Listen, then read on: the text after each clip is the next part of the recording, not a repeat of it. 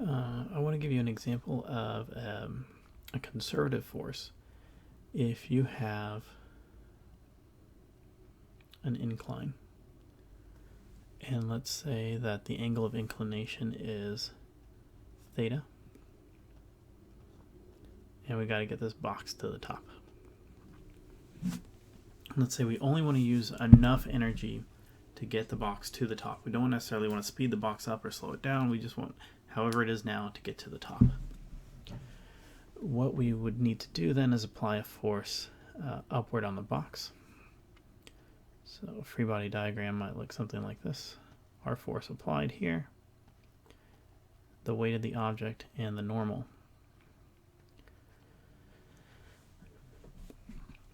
What you'll notice is the normal in this case is not doing any work.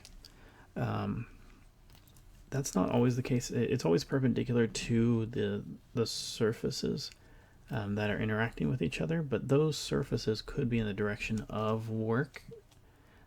For example, if you are sitting in a car, the normal force from the back of your seat would be pushing you forward. So it could be doing work there. In this case, I want us to look strictly at the force that we're applying. If I'm going to call the length of the incline d,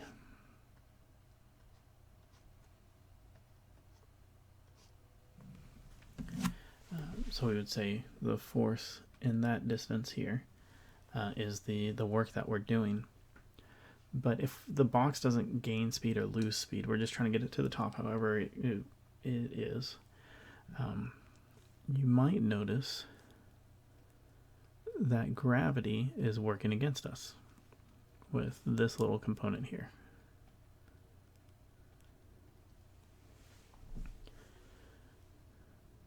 Well, if that box doesn't gain any speed, the net work done should be 0. So the work we put in should be the work against gravity. So let's take a look here. If this is theta, then the work done by gravity would be mg times sine theta times that distance.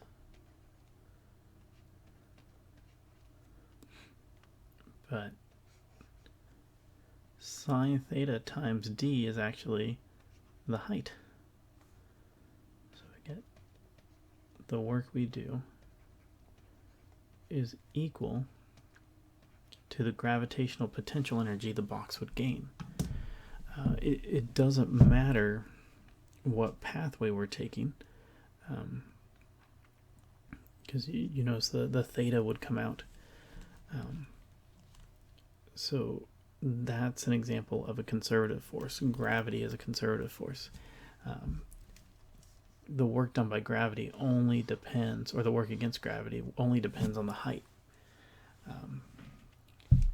So we would only be adding to the work we're doing if we go zigzagging up the incline because of friction, the dissipative force. So that's kind of the difference between a dissipative force and a conservative force. Okay, let's get to how to solve problems.